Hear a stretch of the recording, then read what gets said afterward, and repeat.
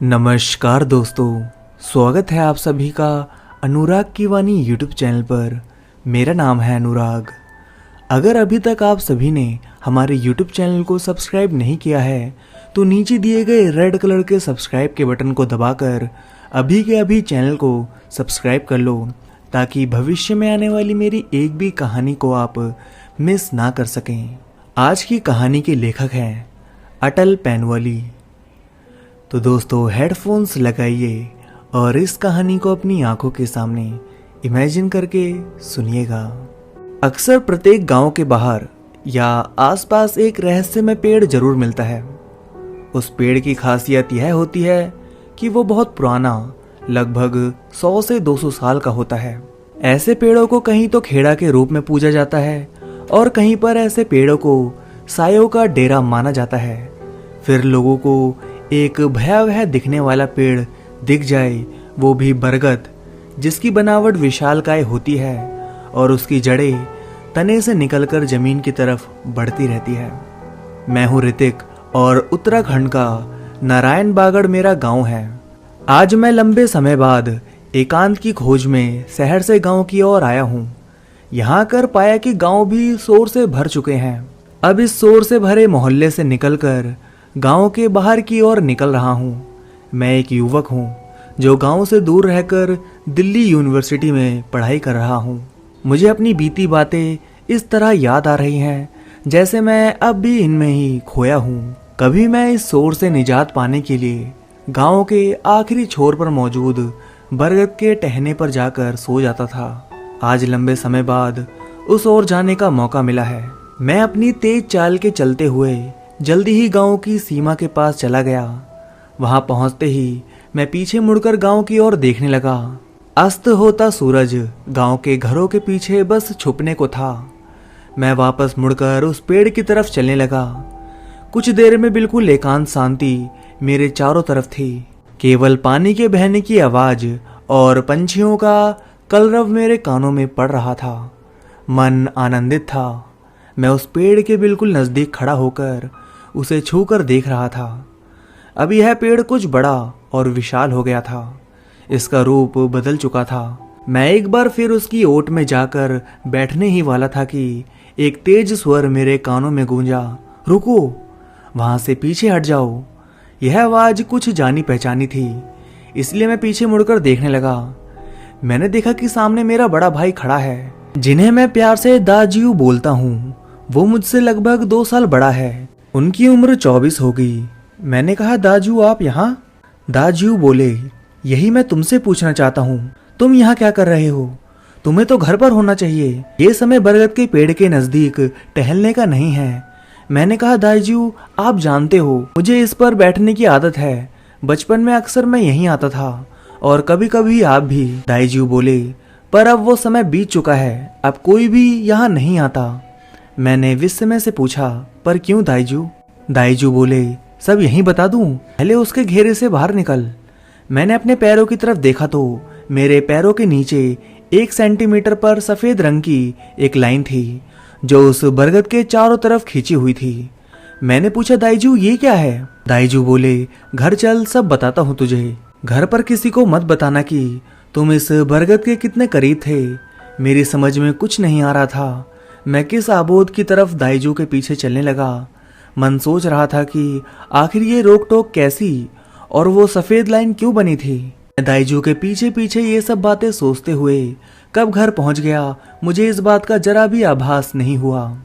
घर पहुंचते पहुंचते शाम हो चुकी थी और सूर्य पूरी तरह ढल चुका था। मैं दाईजू के पीछे पीछे कमरे की तरफ गया, जो दूसरी मंजिल पर बना एक कमरा था, जो छत के एक कोने पर बना हुआ था। हम दोनों को यह बात करने के लिए सबसे उपयुक्त जगह वही लगी। उस कमरे में जाने के लिए सीढ़ियां घर के बाहर ही मौजूद थी। खामोशी से चढ़कर ऊपरी मंजिल पर पहुंच गए और छत के कोने में बने दाईजू के कमरे में घुस गए। मैंने कहा, दाईजू अब तो बता दो, आखिर क्या बात है? आपने मुझे उस पेड़ के पास जाने से क्यों रोका? दाईजू ने मेरी बात काटते हुए कहा, देखो तुम काफी सालों बाद गांव लौटे हो, इसलिए तुम्हें कुछ चीजों के बारे में जरा भी खबर नहीं है। तुम यहाँ वहाँ कभी भी जाओ, पर भूल कर भी दोबारा उस पेड़ के नीचे मत जाना। वह तो अच्छा हुआ मैंने तुम्हें उस ओर जाते हुए देख लिया और तुम्हारा पीछा किया। मैंने कहा दाईजू, ये मेरी बात का उत्तर नहीं है। मेरे मन में इन सब चीजों के लिए अजीब से प्रश्न उठ रहे हैं। जैसे आपने ऐसा क्यों कहा कि मुझे वहां नहीं जाना चाहिए, या फिर गांव का कोई भी आदमी अब उस तरफ क्यों नहीं जाता। और वो रेखा कैसी थी। दाईजू मुझे कुछ बताने ही वाले थे कि तभी नीचे से ताई जी की आवाज आई, बेटा ऋतिक नीचे आओ, तुम्हारे ताऊ जी घर आ गए हैं। मैंने उत्तर दिया, मैं अभी आया ताई जी। इसके बाद दाईजू ने कहा, आज रात को मैं उस बरगद के बारे में बताता हूँ जो मैंने गांव के लोगों से सुना है। मैंने कहा ठीक है दाईजू। इसके बाद हम दोनों उठकर नीचे आ गए और ताऊ जी से मिलने लगे। ताऊ जी मुझे इतने दिनों बाद देखकर बहुत खुश थे और उसके बाद हमारे पूरे परिवार ने एक साथ बैठकर भोजन किया। जैसा कि अक्सर गांव में सब लोग शाम के समय जल्दी भोजन बना लिया जाता है और जल्दी से जल्दी खाकर सो जाते हैं, जबकि शहर में लोग आधी आधी रात तक भोजन करते हैं। गांव में खाने का सिस्टम सबसे बढ़िया है। सब एक साथ जमीन पर पालथी मारकर खाना खाते हैं। गांव में बड़े बुजुर्ग ऐसा कहते हैं कि इससे पारिवारिक मन मुटाव दूर होता है। खाना खाने के बाद पूरा परिवार एक साथ बैठकर गांव के बारे में बात करने लगा, पर किसी ने भी उस बरगद के बारे में बात नहीं की। मैंने दाईजी को आंखों ही आंखों में अपनी बात रखने की इजाजत मांगी, पर उसने भी गुस्से में देखा तो मैंने सोचा इतना इंतजार किया है तो थोड़ा और इंतजार कर लूं। दाईजू ने 3-4 बार आंखें बंद करके सोने का नाटक किया। उसे देखकर ताऊजी ने कहा, अब काफी देर हो गई है, जाओ बच्चों तुम सो जाओ। इसके बाद भैया तुरंत उठे और घर से बाहर निकलकर सीढ़ियों से ऊपर चले गए। मैं भी उठा और एक जग पानी भरकर ऊपर के कमरे में लेकर चला गया। अब हम दोनों उस मीडियम साइज के कमरे में आ चुके थे। वहां 2 दीवान लगे थे और उनके बीच में थोड़ी सी जगह थी। कमरे में एक मेज पर कुछ किताबें, अखबार, पत्रिका, टॉर्च, चिमनी वाला लैंप और 3 माचिस रखी हुई थी। मैंने वहां जग रख दिया। उसके पास एक लकड़ी की वजनदार कुर्सी थी। उसके नीचे की तरफ ताऊजी का हुक्का रखा हुआ था जो वो पहले से उपयोग करते थे। हम दोनों दीवान पर बैठ गए और सामने की दीवार की तरफ देखने लगे।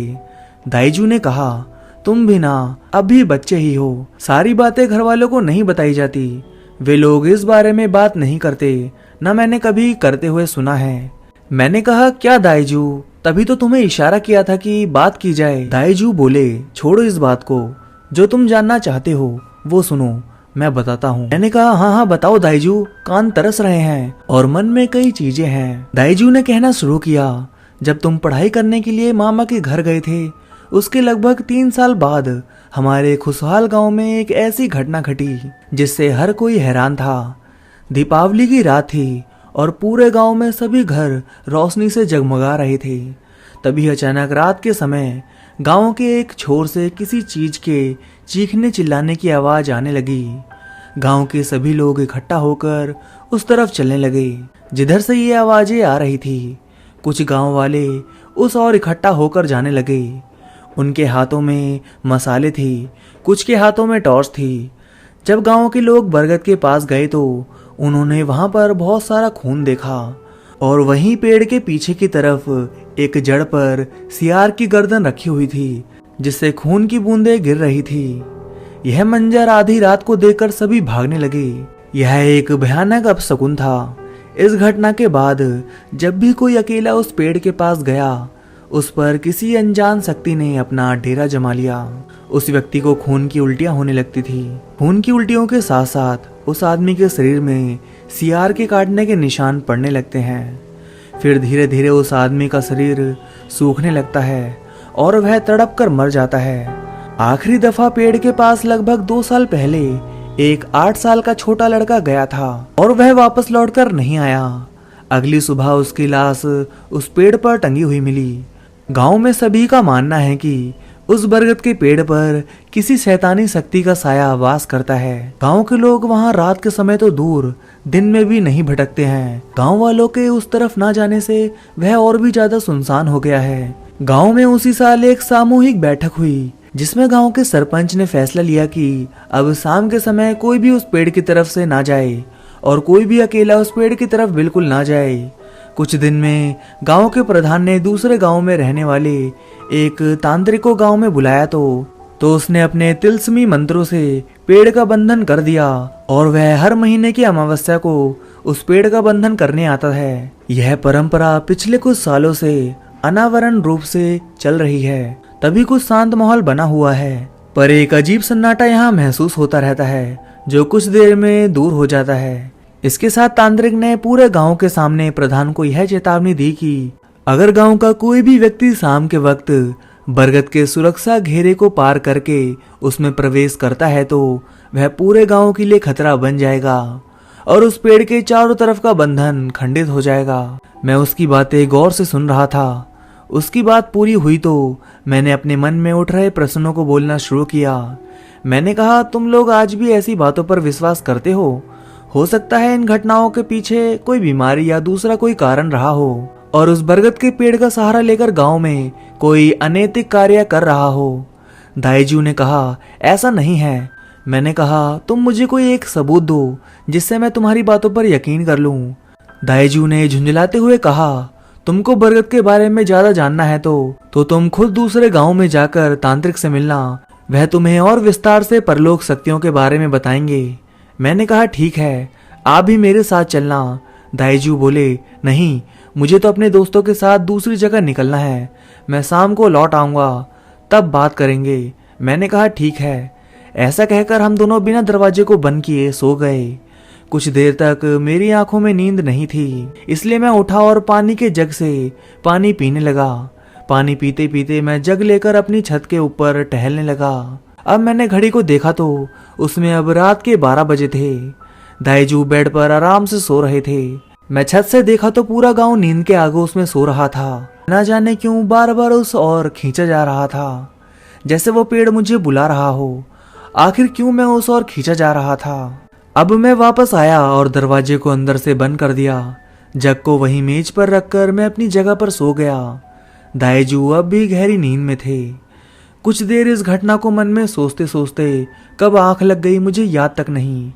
अगली सुबह मेरी नींद तब टूटी जब दाईजू की आवाज मेरे कानों में पड़ी तो मैं जागा। वो मेरे लिए गर्म चाय की प्याली लेकर आए। उसने चाय टेबल पर रखी। मैं हैरानी से दाईजू की तरफ देख रहा था, जैसे उन्होंने मेरे रोज के उठने के समय से पहले ही मुझे जगा दिया हो। मेरी आंखों में नींद ना पूरी होने का हल्का दर्द था और सिर भी भारी हो रहा था। वो तो गर्म चाय की प्याली दाईजू मेरी तरफ उठाकर लाए और मुझे दे दी। मैंने जल्दी जल्दी उसको निपटा दिया। उसके बाद मेरे मन में आया, आज तांत्रिक से मिलना होगा, वही कुछ बता सकता है। उत्तराखंड के गांव में तांत्रिकों के बारे में यह कहा जाता है कि वे शक्ति के लिए 16 मात्र का सिद्धि करते हैं। उस सिद्धि के फल स्वरूप उनका स्तर सामान्य मनुष्य से ऊपर उठ जाता है। वे ताबीज, जंतर और बंधन करने में दक्षता हासिल कर लेते हैं, परंतु उनका बनाया बंधन मनुष्य द्वारा आसानी से पार किया जा सकता है। पर जिस शक्ति के लिए वह बंधन लगाया जाता है वो उसे नहीं तोड़ सकती, चाहे वो कितनी भी शक्तिशाली क्यों ना हो। ये मैंने बचपन में सुना था, पर आज उसे देखने की भी बारी थी। चाय पीकर मैं पूरी तरह जाग चुका था। सिर दर्द भी अब कुछ हल्का सा हो चुका था, इसलिए मैं नहाने के लिए चला गया। नहाने के बाद मैं नाश्ता करके गांव में घूमने के लिए निकल पड़ा। हमारे गांव में लगभग 40 परिवार रहते हैं। गांव के लड़के गांव से दूर खेलने के लिए एक बड़े खेत की तरफ जाते हैं, जहां दिन भर अलग अलग खेल और बातचीत की जाती है। मैं भी कुछ बातों को जानने के लिए उस ओर निकल गया। जब मैं उस खेत की ओर गया तो मुझे वहां गांव के लड़के क्रिकेट खेलते हुए मिल गए। मैंने अपने बचपन के दोस्तों को वहां देखा। अब मैं सोच रहा था कि अपने दोस्तों से भी इस बारे में बात करूं। कुछ देर उनके साथ क्रिकेट खेलने के बाद हम लोग भागकर वहां बनी एक प्राकृतिक कोठार में गए। कोठार वह जगह है जो पत्थरों से बनी एक ऐसी आकृति है जिसमें धूप से बचने के लिए हम सब लोग अक्सर आया जाया करते थे। वहां तीनों तरफ पत्थर से बना एक छोटा कमरा नुमा स्थान होता है जहां बच्चे जा सकते हैं। जब सब थक जाते हैं तो कुछ देर वहीं आकर बैठ जाते थे, जिससे थकान उतर जाती थी। मैंने बात शुरू की, चलो बहुत दिन हो गए उस बरगद के नीचे गए, आज हम इतने दिनों बाद मिले हैं, चलो उस तरफ चलते हैं। वहां मौजूद सब लोग मेरी तरफ देखने लगे मानो मैंने कोई बड़ी गलती कर दी हो।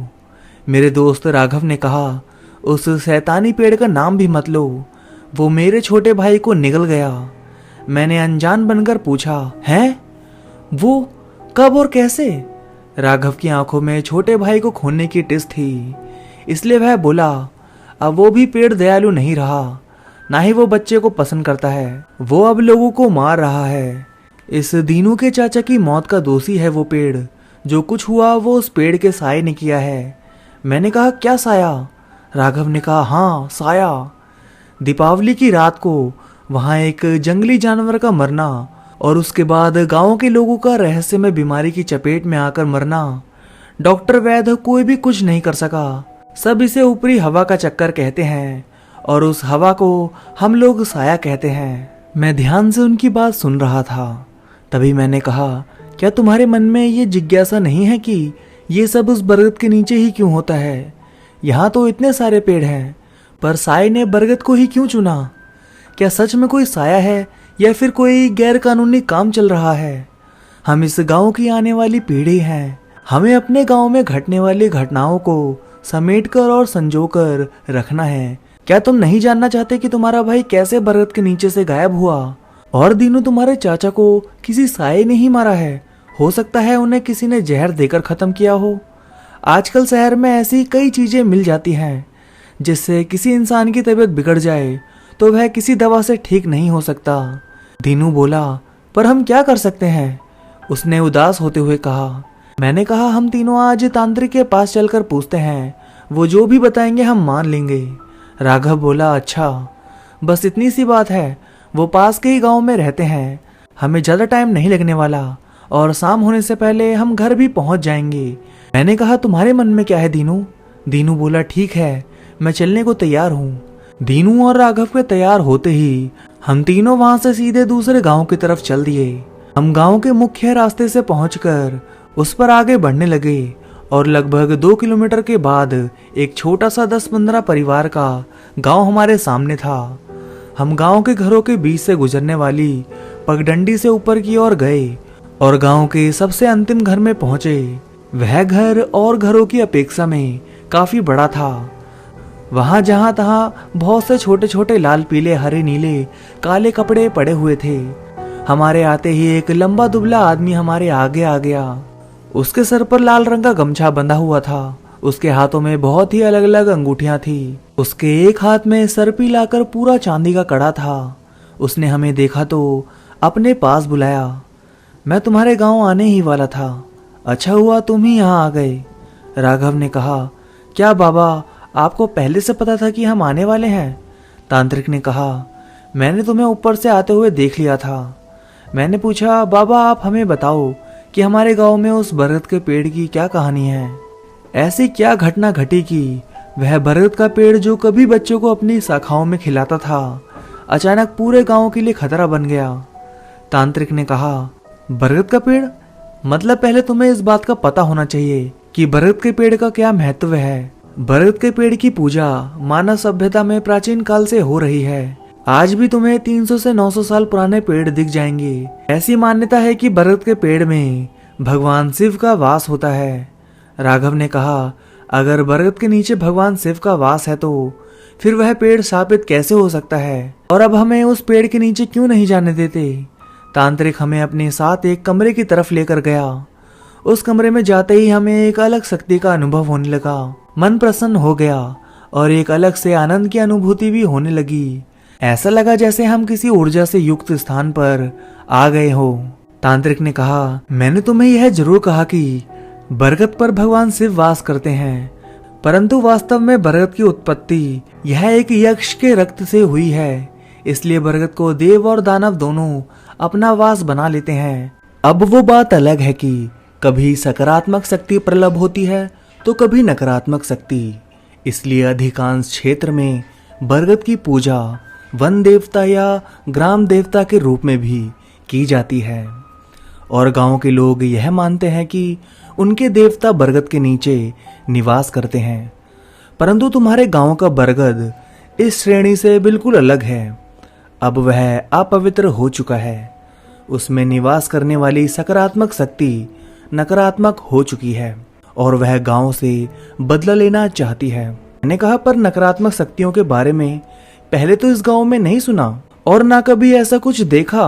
तांत्रिक ने कहा, समय हमेशा एक सा नहीं रहता, वो कभी अच्छा तो कभी बुरा होता ही है। यह प्रकृति का सत्य है। आज का राजा कल का रंक भी हो सकता है और कल का रंक आज का राजा भी बन सकता है। समय सदैव परिवर्तनशील है, परिवर्तन का नाम ही जिंदगी है। उसने अपनी आंखें बंद की और वह कुछ बुदबुदाने लगा। कुछ क्षण के पश्चात उसने अपनी आंखें खोली और कहने लगा, तुम अभी शहर से आए हो, इसलिए तुम इन चीजों पर विश्वास नहीं कर रहे हो। क्या तुम नकारात्मक शक्तियों को देखना चाहते हो? हमने कहा, हाँ जरूर। तांत्रिक ने कहा, इसमें तुम्हारी जान भी जा सकती है, क्योंकि परलौकिक शक्तियों को देखकर लौटने वाले लोग बहुत कम हैं जो ऐसी शक्तियों के चंगुल से बचकर सम्मान्य हो पाते हैं। मैंने अपने दोनों दोस्तों की ओर देखा और कहा, हम तीनों तैयार हैं। अगर उससे हमारे गांव की भलाई होती है तो हम यह अनुभव करने के लिए भी तैयार हैं। तीनों ने साथ में हामी भरी। तांत्रिक ने कहा, लो तुम तीनों पहले यह धागा अपनी कलाई में बांध लो। उसने हमारी ओर 3 नीले रंग के धागे बढ़ाए और उन भागों के बीच एक छोटा सा चौकोर लॉकेट बंधा हुआ था। अब तुम्हें नकारात्मक शक्ति का अनुभव होगा, परंतु ध्यान रहे तुम इस लॉकेट को अपनी कलाई से नहीं उतारोगे, वरना अंजाम तुम्हारी मौत होगी। ना इस लॉकेट के जंतर को कभी खोलकर देखोगे कि इसमें क्या है। इन्होंने लॉकेट लेते हुए हाँ की सहमति देते हुए अपनी गर्दन हिलाई। तांत्रिक ने कहा, आज रात को तुम गांव में सभी के सोने के बाद बरगद के पेड़ के नजदीक जाना और नकारात्मक शक्तियों का अनुभव करना। ध्यान रहे इस अनुभव के दौरान कहीं कुछ गड़बड़ ना हो जाए और वह बाद में पूरे गांव पर भारी ना पड़ जाए। तुम लोग उस रेखा के बाहर से ही शक्तियों का अनुभव करना। इसके बाद वे तीनों वहां से चले गए और शाम होने से पहले अपने अपने घरों में वापस पहुंच गए। शाम होते ही एक बार फिर सूर्यास्त होने लगा और सूर्य बादलों की ओट में छुपने लगा। दाईजू ने घर में घुसते ही पूछा, दिन भर कहाँ गायब था? मैंने कहा, दोस्तों के साथ बड़े वाले खेत में खेल रहा था। दाईजू ने पूछा, तांत्रिक के पास नहीं गया क्या? मैंने कहा, दाईजू जब तक आप नहीं चलोगे तब तक मैं वहां कैसे जा सकता हूँ। ऐसा कहकर दाईजू को घर वालों ने बुला लिया। मैं सोचने लगा, भगवान का शुक्र है दाईजू को सही टाइम पर बुला लिया, वरना वो तो सब पता लगा लेते। अब मैं चुपचाप उस समय का इंतजार करने लगा जब हम तीनों दोस्त उस पेड़ के नीचे नकारात्मक शक्तियों का अनुभव करेंगे। धीरे धीरे करके शाम कब रात में बदल गई मुझे कोई एहसास ही नहीं हुआ। आज आसमान में बादल थे, इसलिए दूर दूर तक आसमानी रोशनी की कोई किरण नहीं दिख रही थी और ना ही कोई तारा आसमान में दिखाई दे रहा था। दाईजू मेरे बगल के तख्ते पर सो रहे थे। मैं 11:15 पर चुपचाप घर से निकला और अपने घर के बाहर दोस्तों का इंतजार करने लगा। लगभग 5 मिनट बाद दोनों मेरे घर के बाहर आ गए। फिर हम तीनों वहां से एक साथ आगे बढ़ने लगे, एक सच्चे अनुभव के लिए। अब तक जो चीजें हमें कहानियों के रूप में सुनने को मिल रही थी वो अब हमारी आंखों के सामने घटित होने को है। हमारे कदम पूरी तेजी से आगे बढ़ रहे थे। कुछ ही देर बाद हम तीनों उस सुनसान जगह पर पहुंच गए जहां पर दूर दूर तक किसी मानव या जंगली जानवर का कोई निशान मौजूद नहीं था। वहां बस चारों तरफ सुनसान सन्नाटा और अंधेरा पसरा हुआ था। अंधेरे में चलने के लिए मैंने दाईजू के टेबल से टॉर्च उठा ली और अब मैं उसका प्रयोग करने वाला था। मैंने टॉर्च के बटन को ऑन कर दिया और टॉर्च से जो रोशनी निकली, हमने देखा कि बरगद का पेड़ हमसे लगभग 30 कदम दूर खड़ा है। वहां पर अजीब सा सन्नाटा पसरा हुआ था। धीरे धीरे करके हम उसके और करीब बढ़ गए। अब हम लगभग 10 कदम की दूरी पर थे और तांत्रिक के बनाए सुरक्षा घेरे से हम बस 5 कदम की दूरी पर मौजूद थे। अब हमारे पैर रुक से गए थे। अब इससे आगे बढ़ने की हिम्मत नहीं हो रही थी, जैसे कोई रहस्यमय शक्ति हमें रोक रही थी। फिर हम वहां पर बैठ गए। हमारे बैठते ही अचानक से टॉर्च की लाइट जलने और बुझने लगी। मैंने टॉर्च का स्विच ऑफ कर दिया, परंतु फिर भी यह प्रक्रम नहीं रुका। इस बार मैंने टॉर्च के सेल निकाल लिए। अब कुछ देर वह बंद रही तो मैंने उसे जमीन पर रख दिया। एकाएक वह जल उठी और उसकी रोशनी में हमें एक छोटा लड़का दिखा। बरगद की टहनी पर उल्टा होकर लटक रहा था। उसका सिर हमारी तरफ और मुंह बरगद के तने की तरफ था। हम बस उसे पीठ की तरफ से देख पा रहे थे। वो लगभग 7 से 8 साल का था। कुछ देर में वो बिना किसी सहारे के जोर जोर से उस टहनी पर झूलने लगा। उस बरगद की टहनी से नीचे कूद गया। नीचे उतरकर वो उस पेड़ के चारों तरफ चक्कर काटने लगा। हमने एक बात को नोटिस किया कि वह सुरक्षा घेरे के अंदर ही चहलकदमी कर रहा था। एकाएक टॉर्च ने जलना बंद कर दिया। मैंने तुरंत टॉर्च में सेल डाले और उस और लाइट मारी तो वह गायब हो चुका था। हम तीनों एक दूसरे का चेहरा देखने लगे। सभी पसीने से तर हो चुके थे।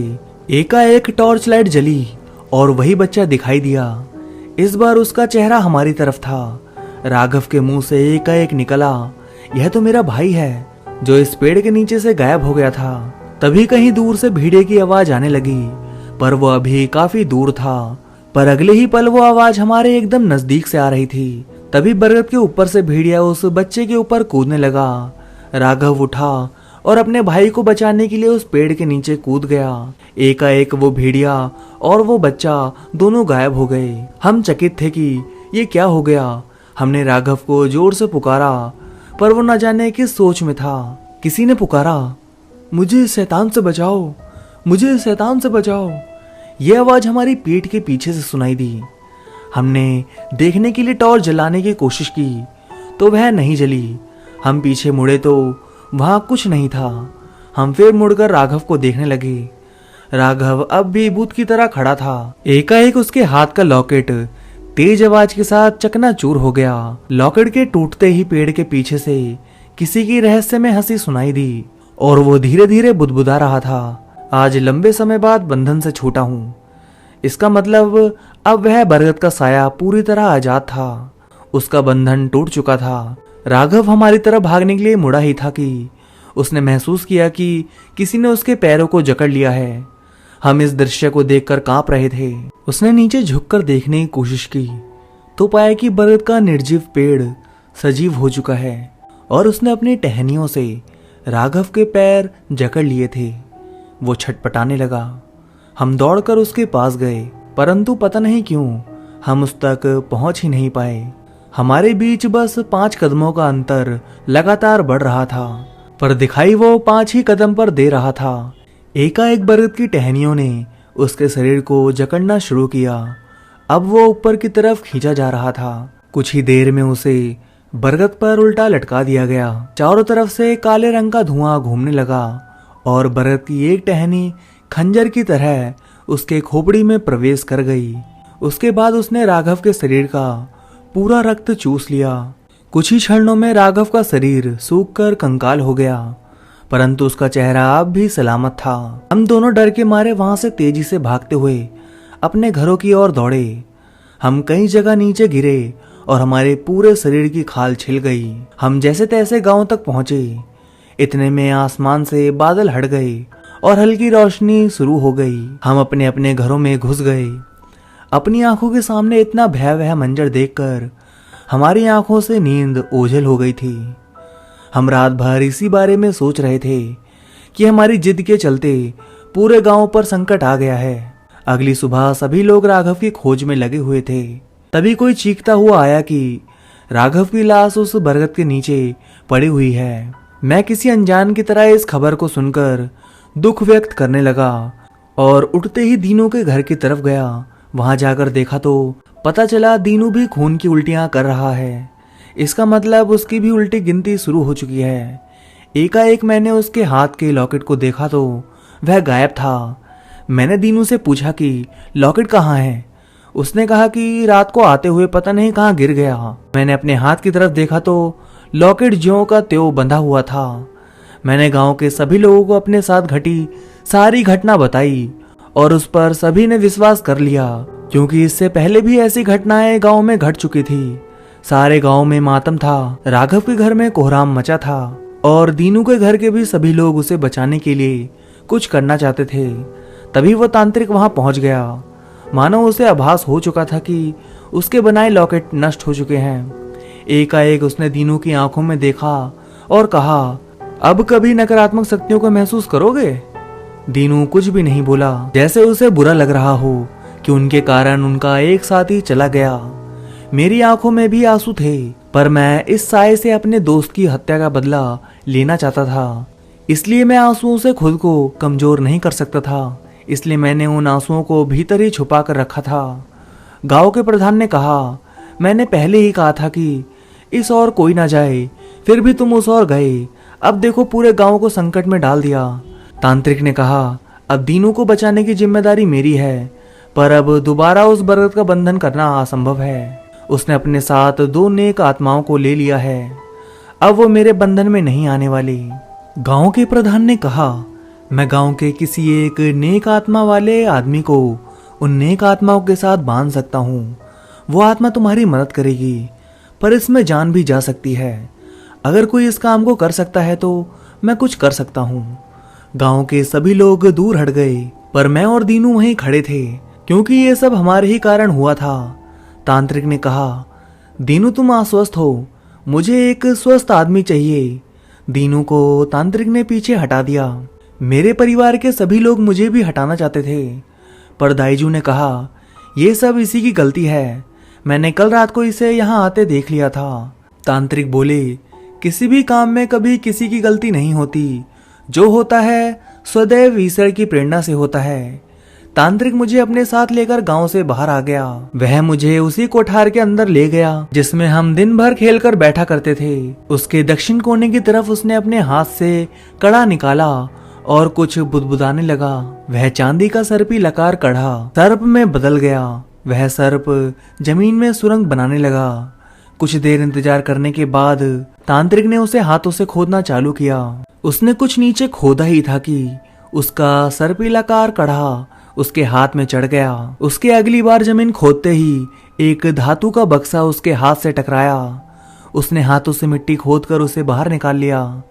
उसके बाद जब वह बाहर निकला तो उसके चारों तरफ मिट्टी लगी हुई थी जो सख्त हो चुकी थी। उसने उसे साफ किया और देखा तो पाया कि उसके ऊपर की ओर एक कटोरी थी जिसमें एक छेद था। तांत्रिक ने मेरे हाथ को पकड़ा और एक नुकीली पिन अंगूठे में घुसा दिया। अंगूठे में से 2-3 बूंद टपकी जो उस कटोरी के छेद से अंदर चली गई। उसके बाद झटके से वह कटोरी घूमी और छिटक कर नीचे गिर गई। उसके हटते ही वह धातु का डब्बा 2 भागों में बट गया। उसके एक भाग के अंदर से एक पीतल के हत्थे वाला चांदी का चाकू निकला जो अब भी चमक रहा था। दूसरे भाग से एक अष्ट धातु का बना चौकोर जंतर निकला। उस पर एक आकृति बनी हुई थी। मैंने तांत्रिक से पूछा, यह सब क्या है? तांत्रिक बोले, उस शैतानी आत्मा को खत्म करने का मार्ग। यह चांदी का चाकू आज से 100 साल पहले का है और ये यक्ष का जंतर है। ये तुम्हारी सुरक्षा करेगा और तुम्हें उस प्रेत लोक में लेकर जाएगा। पर ध्यान रहे, कल प्रातः होने से पहले तुम्हें समस्या का समाधान करना होगा। तुम्हें वास्तविक प्रेत को ढूंढना होगा। उस बरगद के पेड़ की अच्छी आत्मा तुम्हें रास्ता दिखाएंगी, पर उसे खत्म तुम्हें ही करना होगा। वो प्रेत किसी भी भेष में तुम्हारे सामने आ सकता है, पर तुम याद रखना, तुम्हारे पूरे गांव की उम्मीद तुम पर टिकी हुई है। मैंने कहा, अच्छा बाबा, पर कल रात को राघव के हाथ से वो ताबीज कैसे टूट गया? तांत्रिक ने कहा, वो भावनाओं के आवेश में बहकर उच्च सुरक्षा घेरे में प्रवेश कर गया था। इसलिए जैसे ही उसने सुरक्षा घेरे में प्रवेश किया, उस बरगद के पेड़ के साय की शक्ति ने उसके ताबीज के टुकड़े टुकड़े कर दिए, क्योंकि वो काफी दिन से उस बंधन में था। पर तुम ध्यान रखना, उसके किसी भी छिलावे में आकर उसे जीवित मत छोड़ना, वरना वह तुम्हारा भी वही हाल करेगा जो उसने राघव के साथ किया। वह तुम्हें शक्तियों का प्रलोभन दे, परंतु तुम वही करना जो तुम्हें बताया है। यह चांदी का खंजर तुम्हारे रक्त की बूंद ले चुका है। अब ये उस शैतानी साय का अंत कर देगा। उसके बाद हम लोग फिर गांव वालों के बीच गए। गांव के सभी लोग अब भी वहीं थे। उन्होंने मुझे देखा। तांत्रिक ने कहा, आज रात को कोई भी गांव के लोग घरों के बाहर ना रहें, क्योंकि वह शैतानी साया मुक्त हो चुका है। सूर्य के छिपने से पहले ही अपना सब काम निपटा लें। फिर तांत्रिक बाबा ने अपने थैले से निकालकर मुझे सेब दिया और कहा, इसे खा लो। मैंने उसे खा लिया। तांत्रिक बाबा ने कहा, अब तुम्हें 24 घंटे तक किसी भी चीज को खाने की जरूरत नहीं। यह सेब तुम्हारे शरीर में ऊर्जा का निर्माण करता रहेगा। अब तक शाम हो चुकी थी और अंधेरा होने में बस कुछ समय शेष था, इसलिए गांव वाले वहां से चले गए और कुछ ही क्षणों में वह गांव पूरी तरह सुनसान हो गया। उसके बाद कोई भी इंसान दिखाई नहीं दे रहा था, सिवाय तांत्रिक बाबा और मेरे। तांत्रिक बाबा ने मुझे वह जंतर दिया और उसे मेरे गले में बांध दिया और वह चाकू पहले से ही मेरे पास था। इसके बाद तांत्रिक बाबा मुझे उस बरगद के पेड़ के पास लेकर गए। वहां अजीब सा सन्नाटा पसरा था और कुछ ही देर बाद सूरज पूरी तरह अस्त हो गया। मैंने उस बरगद के चारों ओर दूर से ही एक चक्कर लगाया और बरगद के पेड़ को चारों तरफ से अच्छी तरह देख लिया। अभी वह बरगद का पेड़ एकदम शांत खड़ा था। इतना सब कुछ होने के बाद भी मैं एक सवाल का जवाब नहीं पूछ पाया कि आखिर यह सब शुरू कैसे हुआ और किसने यह सब शुरू किया। तांत्रिक बाबा ने जवाब दिया कि आज से लगभग कुछ साल पहले एक आदमी उनके पास तांत्रिक की सिद्धि हासिल करने के लिए आया, परंतु मैंने उसे मना कर दिया। फिर कुछ नहीं, किसी दूसरी जगह जाकर कोई रहस्यमय मंत्र ले लिया और उसके बाद वह प्रतिदिन इस बरगद के नीचे आकर उसका जाप करता था, परंतु उसे कोई भी नहीं देख पाया क्योंकि वह रात को 1 से 3 के बीच यह काम करता था। उस समय पूरा गांव सोया हुआ होता था। आखिर वह दिन आया जिस दिन भर से स्थिति प्राप्त होनी थी। वह रात एक अमावस्या की थी, परंतु वह यह बात भूल गया कि प्रत्येक सिद्धि को करने से पहले सुरक्षा घेरा लगाया जाता है। ऐसा ना करने पर नकारात्मक शक्तियां स्वयं जागृत होकर साधक को निशाना बना लेती हैं। उसके साथ भी यही हुआ।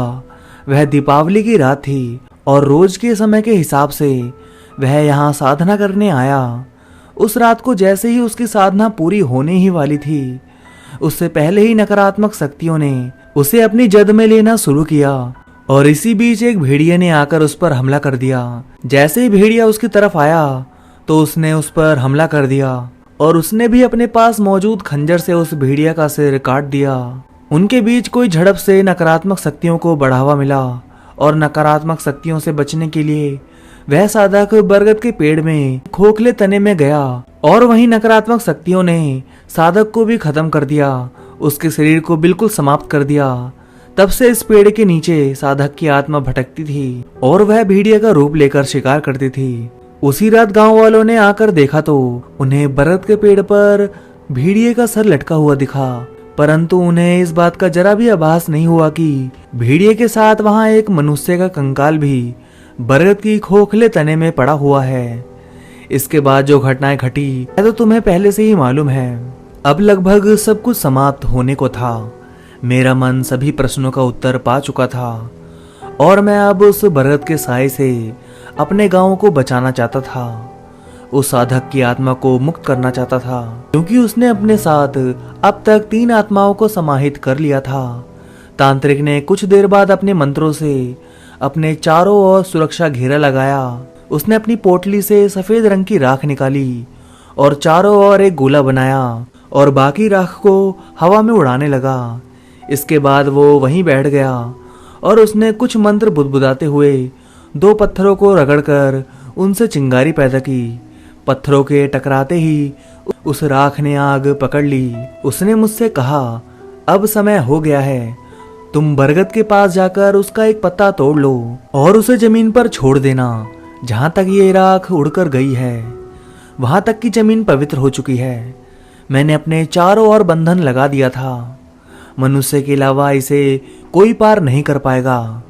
तुम घबराना मत, तुम्हारे साथ यक्ष का जंतर है। मैं तुम्हें एक और बात बताता हूँ कि बरगद के पेड़ की उत्पत्ति यक्षों के रक्त से हुई है, इसलिए बरगद को बचाने के लिए यक्ष तुम्हारी सहायता करेंगे। देवताओं के बाद सबसे शक्तिशाली जो मनुष्य को प्रभावित करती है वह यक्ष है। यह क्योंकि सकारात्मक शक्ति के सामने नकारात्मक शक्ति कमजोर हो जाती है। परंतु यक्ष भी 2 प्रकार के हैं, एक सहायता करने वाले और दूसरे जो मनुष्य को हानि पहुंचाते हैं, जो मनुष्य के प्राणों को बंधन करके अपने साथ ले जाते हैं। तुम्हारे पास जो यक्ष का जंतर है वह मेरे दादाजी का है। वह पहले इसका इस्तेमाल करते थे, उसके बाद उन्होंने इसे उस कोठार में छुपा कर रख दिया था और आज इसका प्रयोग किया जाएगा। मैं भी आज के बाद इसे संभाल कर कहीं रख दूंगा ताकि भविष्य में दोबारा इसका प्रयोग किया जा सके। तांत्रिक के कहे अनुसार जैसे ही मैं उस टहनी के पास गया और उसका पत्ता तोड़ने लगा तो वह आसानी से नहीं टूटा। मैंने पूरा जोर लगाकर उस पत्ते को तोड़ने की कोशिश की, फिर भी वह पत्ता नहीं टूट रहा था। ऐसा लग रहा था जैसे वह एक सामान्य पत्ता ना होकर किसी धातु से बना हुआ हो। तांत्रिक ने मुझे कहा, उस चाकू का इस्तेमाल करो और जल्दी से उस पत्ते को यहाँ लेकर आओ। मैंने तेजी से उस पत्ते को चाकू की सहायता से टहनी से काट दिया। चाकू के स्पर्श मात्र से वह पत्ता टूटकर गिर गया। जैसे ही वह पत्ता उस पेड़ से टूटा तो उसकी टहनी से खून की बूंदें गिरने लगी। अभी वह खून बिल्कुल लाल चटक गाढ़ा था। मैं जैसे ही उस पत्ते को लेकर उधर गया तो तांत्रिक ने कहा, तुम इस रक्षा घेरे के बाहर ही रहना, उस पत्ते को छोड़ दो, वह अपने आप यहाँ तक पहुँच जाएगा।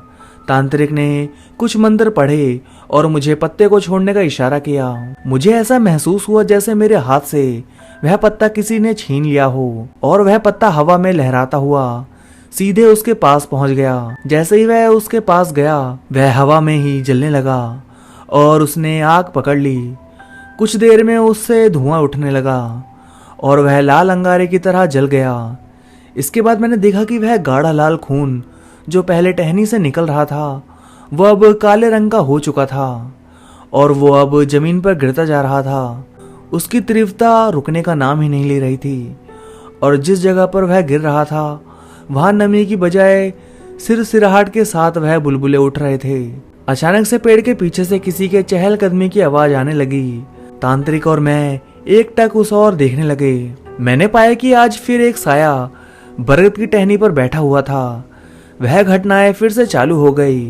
वह साया जोर जोर से बिना किसी सहारे के अपने आप ही हवा में झूल रहा था। उसका चेहरा स्पष्ट नहीं था। वह हमारी ओर पीठ करके बैठा हुआ था, पर इस बार वह एक छोटा बच्चा नहीं बल्कि मेरे ही जैसा एक लड़का था। हम दोनों एक दूसरे की ओर देख रहे थे। तांत्रिक ने कहा, अब उसका खेल शुरू हो गया है, सतर्क रहना। जैसे ही कोई तुम पर हमला करे उससे पहले तुम उस पर हमला कर देना। कोई छाया पर हमला करने से पहले ये मत सोचना कि मैं कैसे करूंगा।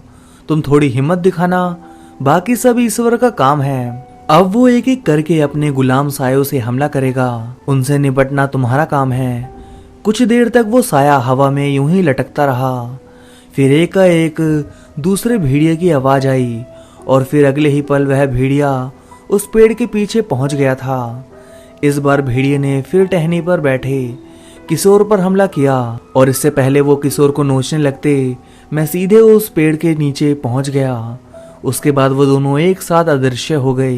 मैं चारों तरफ उन्हें देख रहा था पर वहां तांत्रिक और मेरे सिवाय कोई नहीं था। मुझे दूर से एक आवाज सुनाई दी।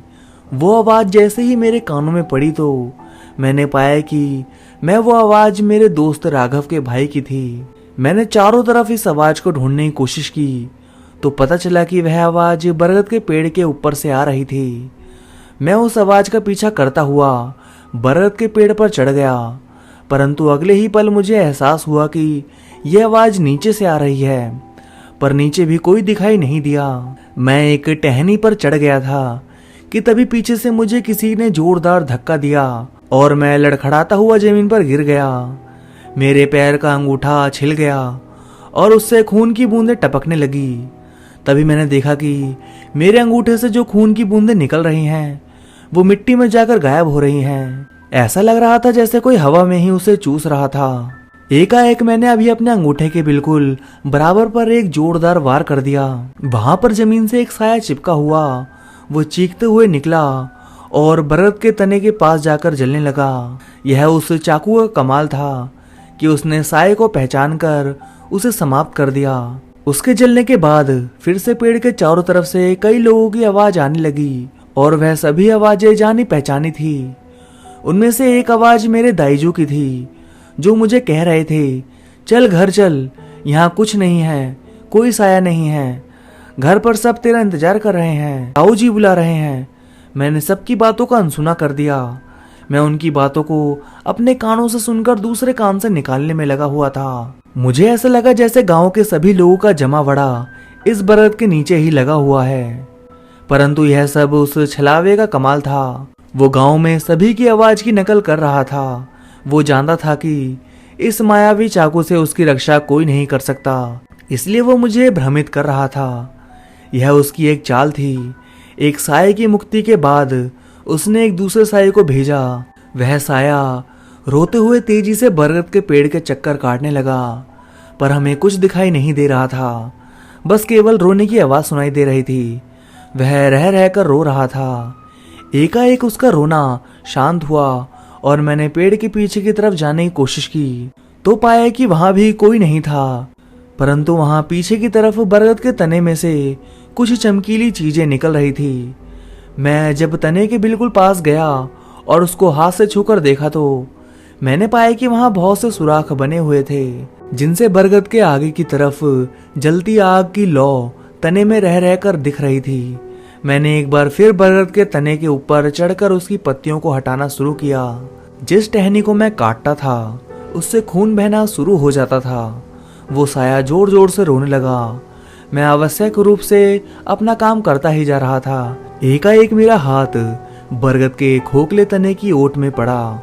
जैसे ही मैंने अपना हाथ बाहर निकाला तो वह काले खून से सना हुआ था। मैं उसे देखकर उस समय घबराया और जल्दी से पेड़ से नीचे कूद गया। वो साया मेरे शरीर पर हावी होने लगा। उसने मेरे पैरों को जकड़ने की कोशिश की, परंतु मैं जैसे तैसे वहां पर खड़ा था। शायद यह यक्ष के जंतर की शक्तियों के कारण हो रहा था। जबकि कल जिस तरह बरगद की टहनियां मेरे दोस्त को जकड़ रही थी, वह मेरे शरीर पर उतना प्रभाव नहीं कर रही थी। वो मेरे शरीर को स्पर्श तक नहीं कर रही थी। अगली रोने की आवाज मेरे पीछे से आई तो मैंने फुर्ती के साथ उस चाकू से हवा में वार किया। जैसे ही वह चाकू हवा में गया तो वहां पर एक साया तिलमिलाते हुए जलने लगा और वह तांत्रिक की तरफ बढ़ने की कोशिश करने लगा। परंतु जैसे ही वह तांत्रिक के उच्च रक्षा क्षेत्र में प्रवेश कर रहा था, उसके शरीर के टुकड़े टुकड़े हो गए और उसके मांसपिंड चारों तरफ फैल गए। अब तक मैं 2 आत्माएं उस साये की कैद से बचा चुका था। वह दोनों आत्माएं अब मेरी सहायता कर रही थी। उन्होंने मेरे शरीर पर लगी चोट को बिल्कुल सही कर दिया और मेरे शरीर के घाव भरने लगे। एकाएक भेड़िया का स्वर फिर से सुनाई दिया। वो मेरे बिल्कुल करीब पहुंच गया था। जैसे मैं पलटा तो भेड़िया खुलकर सामने आया। वो एक खूंखार भेड़िया था। एकाएक वह भेड़िया इंसान के रूप में आ गया और कहने लगा, तुमने मेरे गुलामों को आजाद कर दिया है। अब तक मैं उनकी शक्तियों का सहारा लेकर लोगों को इस पेड़ की तरफ आकर्षित करता था, पर अब मैं तुम्हें नहीं छोड़ूंगा। मैं तुम्हारे साथ इस तांत्रिक की भी हत्या कर दूंगा। मैं एक शक्तिशाली प्रेत हूं। मैंने इसकी तरह साधना भी की है। ये यक्ष का जंतर मेरा कुछ नहीं कर सकता। एकाएक उसने झटके के साथ अपना रूप बदला और मेरे ऊपर कूद गया। उसने अपने धारदार पंजे मेरे शरीर में घुसा दिए। जैसे ही उसने पंजे मेरे शरीर में घुसाए, रक्त की धारा बहने लगी, पर कुछ पल में वो घाव अपने आप ठीक हो गया।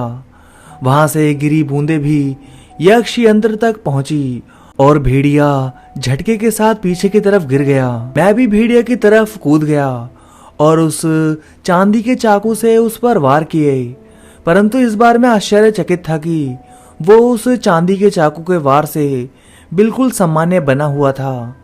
केवल उसके शरीर पर कुछ घाव बन रहे थे, इसके सिवाय उसका कुछ भी नहीं हो रहा था। मैं घबरा गया। बहुत सोचा, चाकू से तो कुछ नहीं होगा, तो अब इसका अंत किस प्रकार हो सकेगा। तभी वो वहां से गायब हो गया और मेरे पीठ के पीछे की तरफ एक बड़ी परछाई बनकर खड़ा हो गया। देखा, यक्ष की शक्ति भी मेरे सामने कुछ नहीं है। अब बरगद के तने से कुछ जड़ें मेरी ओर बढ़ने लगी और कुछ जड़ें तांत्रिक की ओर जा रही थी, परंतु जो जड़ें मेरी ओर आ रही थी, मैंने उन्हें चाकू की सहायता से नष्ट कर दिया। तांत्रिक की ओर जाने वाली जड़ें उसके सुरक्षा घेरे को स्पर्श करते ही जलकर खाक हो रही थी। यह देखकर वह शायद चिल्लाने लगा। वह बिलबिलाने लगा। उसने फिर से अपना भेड़िए का रूप धारण कर लिया। इस बार उसने पीठ के पीछे से हमला किया और उसने पीठ को नोच लिया। मैं दर्द से कांप उठा, परंतु वो घाव तुरंत भर गया। कोई न कोई शक्ति तो थी जो मेरी सहायता कर रही थी, पर उसका दर्द अब भी हो रहा था। ऐसा लग रहा जैसे मेरे पीठ का मांस भेड़िए ने अपने जबड़े के बीच में रखकर नोच दिया हो। मैं बस अपनी हिम्मत हारने ही वाला था, तभी अचानक वह जंतर चमकने लगा। एकाएक कुछ बुदबुदाने की आवाज मेरे कानों में पड़ी। तुम इस साये को हमेशा के लिए खत्म कर सकते हो। मेरे मन में आया, पर कैसे? आवाज आई, इसको खत्म करना चाहते हो तो पहले तुम्हें उसका शरीर नष्ट करना होगा, तभी तुम इसे समाप्त कर सकोगे। इसका शरीर इसी बरगद के खोखले तने में पड़ा है। तुम्हें उस खोखले तने में जाकर इसके कंकाल पर चांदी की चाकू से वार करना होगा, तभी जाकर उसकी आत्मा को मुक्ति मिलेगी। मैं जमीन पर पड़ा हुआ था, यह सब महसूस कर रहा था कि तभी मुझे राघव की आवाज सुनाई दी। राघव ने कहा, वो चांदी का चाकू मुझे दे दो। मैंने वह चाकू उसकी ओर बढ़ाया ही था कि उसका शरीर भी जलने लगा और वह तुरंत ही जलकर राख हो गया। अब भेड़िया पेड़ के चारों तरफ चक्कर लगाने लगा। मैं तेजी से पेड़ पर चढ़ गया, क्योंकि मुझे बचपन से पेड़ पर चढ़ने की आदत थी। इसमें मुझे थोड़ा भी समय नहीं लगा। मैं तेजी से उस काले रक्त से भरे खोखले तने के भीतर प्रवेश कर गया। जैसे ही मैं उसमें गया कि मेरा हाथ एक कठोर चीज से टकराया। जैसे ही मैंने उस कठोर चीज पर हाथ लगाया, मुझे ऐसा प्रतीत हुआ जैसे किसी ने मेरा वह हाथ जकड़ लिया हो। मेरा शरीर छटपटाने लगा, जैसे कोई मुझे जकड़कर मारना चाहता हो। वह रक्त उस जंतर के संपर्क में आते ही पानी में बदल गया और फिर मैंने अपनी आंखें खोली तो पाया कि मेरे सामने एक बड़ा नर कंकाल पड़ा हुआ है, जो दुबक कर बैठा हुआ था और उसने मेरे हाथ को पकड़ा हुआ था।